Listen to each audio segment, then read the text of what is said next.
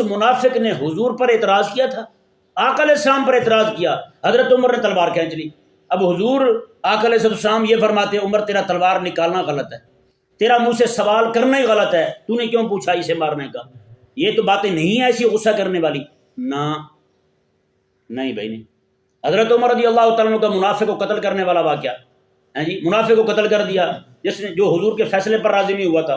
میرے کریم آقا صلی اللہ علیہ وسلم نے ارشاد فرمایا، انہوں نے آگے کہا کہ مومن کو قتل کیا عمر نے۔ میرے آقا علیہ السلام میں نہ، اللہ کی قسم میرا عمر مومن کو قتل کر ہی نہیں سکتا ہیں۔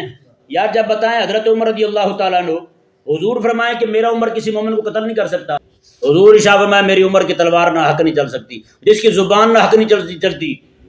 حضور فرماتے ہیں کہ اللہ تبارک و تعالیٰ نے میرے عمر کی زبان پہ حق جاری فرما دیا ہے۔ اللہ، بات ہی ختم ہو گئی۔ تو میرے کریم آقا صلی اللہ علیہ وسلم نے اس وقت، اللہ تبارک و تعالیٰ نے اس وقت حضرت عمر کی تائید کی۔ حضرت عمر کی شان میں قرآن نازل فرما دیا رب تبارک و تعالیٰ نے، میں حبیب پیارے جو عمر نے کیے وہ ٹھیک کیے۔ فلا وربک لا یؤمنون حتی یحکموک، ہاں جی رب تبارک و تعالیٰ نے، میں حبیب پیارے جب تو فیصلہ کر دے اب بھی کوئی نہ مانے تو وہ مومن ہے ہی نہیں، وہ مومن نہیں ہو سکتا۔